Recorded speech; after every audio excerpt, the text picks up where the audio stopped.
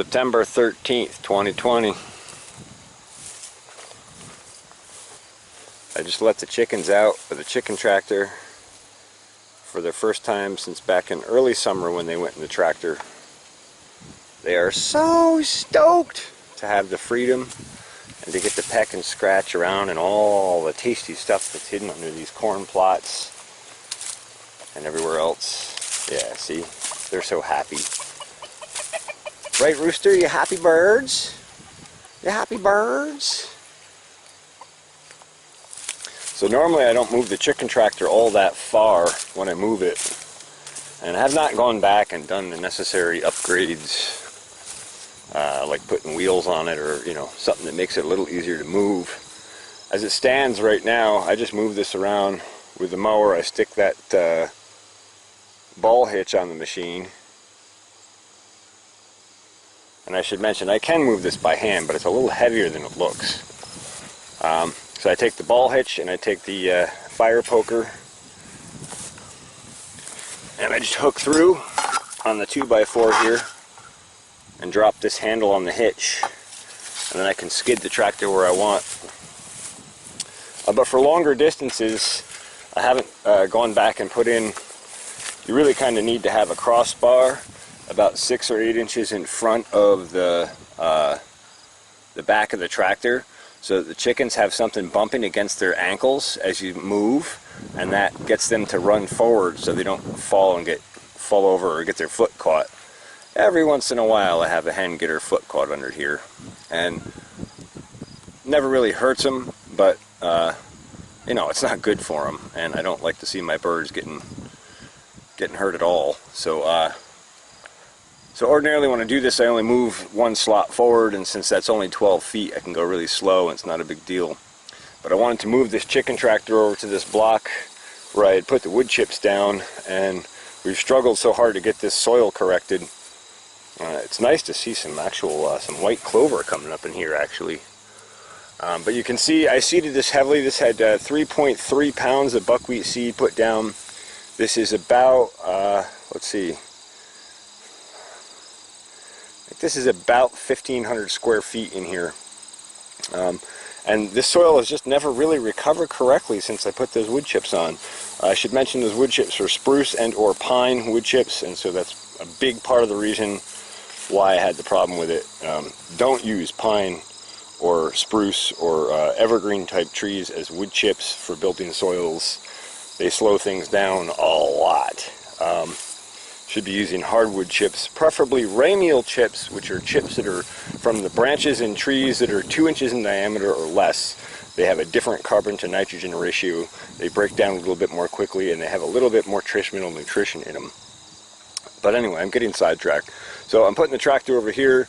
This fall, before the weather gets too cold, we're going to work this section with the chicken tractor and see if we can't help fix this soil a little bit by changing the biology, adding a little bit of nitrogen to get some of those soil processes going again. So that's why it's over here. I just thought I would share that little bit. You can see most of these buckwheat strips have gone by. They're pretty well going to seed.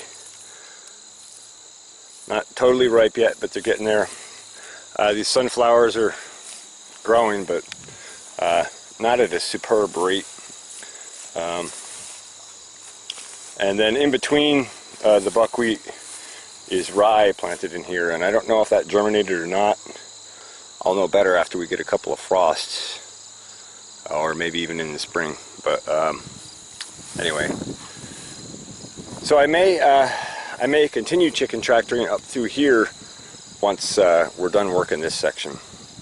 But I just thought I would share an update on the chicken tractor and my cover cropping and my integrated regenerative farming systems and what the new switches are. That said, let's take a look at this next block. So the sweet corn, as you can see, is still been taking on damage. I've been having it out with the raccoons. They're incredibly quiet and stealthy, but I have definitely not made it a friendly place for them. Anyway, there's a few ears in there. I'm basically just having those for dinner. And then this lower section of the corn block here,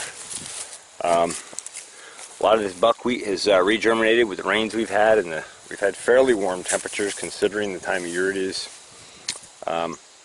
What I'm going to do now is come back and mow this all under, and I'll probably come back and plant this to rye and Austrian winter pea if I can get that all together. But certainly I'm going to put some rye or some kind of overwintering cover crop down in here. Those raccoons keep sneaking up through this and coming up to the active block. And I have one more block, the curve block over here that's just coming into silk and ripeness. And I do not want to lose it to those darn coons. And so all this has sort of acted as cover for them when I come out here patrolling at night. So I'm going to mow it under so they don't have any cover. And then we're going to seed it into rye. And we'll have cover crop. We'll have lots of good chopped up vegetative material down the ground to supply biology and cover and protect the soil until we can get some other cover crop established and germinated in here. Alright, so here we are. Chop and drop. Not exactly super even or very chopped up, but I'm not worried about that. It's chopped up enough, it's on top of the ground. I may come back here. Really the best thing I could do to build this soil for next year would be come back here with some Sea Shield and some Rejuvenate and some Spectrum Extra and put a treatment down. We'll see if I get to that. I'm not even sure if I have any Rejuvenate left. But that is a superb way to build soil. And one of the great things that Rejuvenate does along with the Spectrum and Sea Shield is it builds lots of fungal activity and builds up that microbial community. But one of the other things it really does well is it breaks down this really tough lignin type residue that's left from corn stalks and stuff. So if you want to break this stuff down really fast, some Sea Shield, some Rejuvenate, and some Spectrum Extra, it's amazing how fast it goes down. And that's part of the reason that spot up by the tomatoes that I've talked about in other videos where I mulched really heavy back in the fall last year, and this spring it was bare soil again just from microbe activity. Part of the reason that was is because that area has been treated with Sea Shield, Rejuvenate, and Spectrum Extra a couple of times, and it's really amazing what that does for soils. Very powerful tool. I understand for the people who are very into the Korean natural farming and closed loop systems and all that, you know, sourcing external products is not the best practice, but sometimes if we can source an external product that for a very small amount of material can make a very large gain, sometimes that's well worth it. And it certainly beats bringing in all sorts of chemicals and toxins to do different jobs. And just a quick clip, about an hour after I mowed this down, my birds are out here feasting.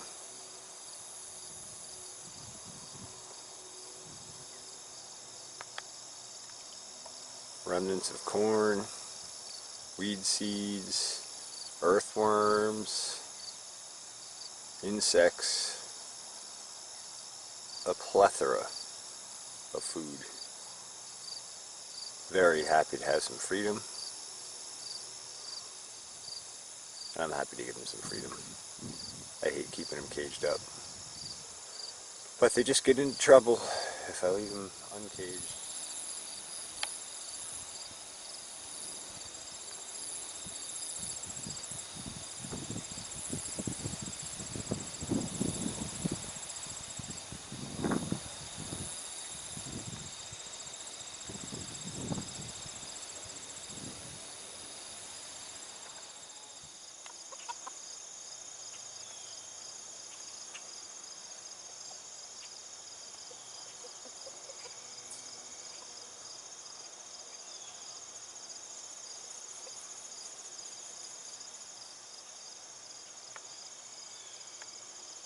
Wish I had caught his find a couple seconds ago. He found something good. He was really excited telling him to come get some.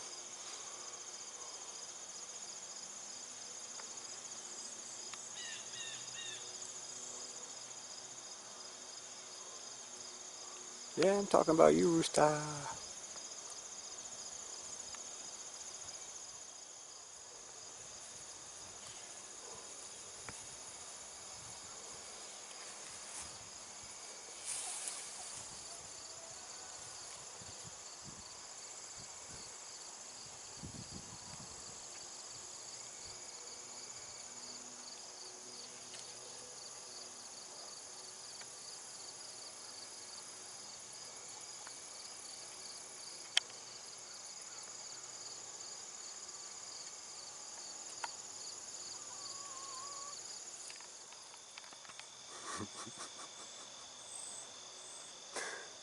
My rooster's gotten himself lost in the buckwheat.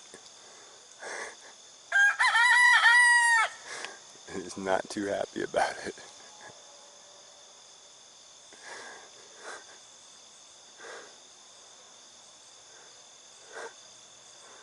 There you go, buddy.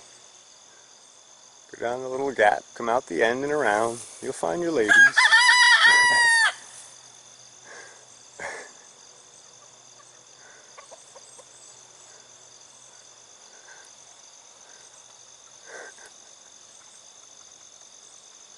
Hey, buddy. A little tall in there, huh?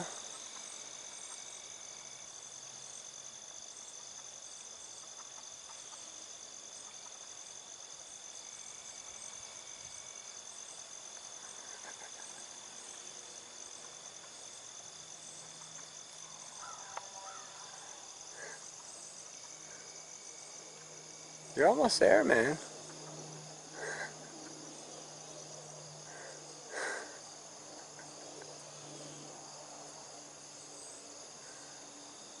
Just gotta go a little further, dude. A little further.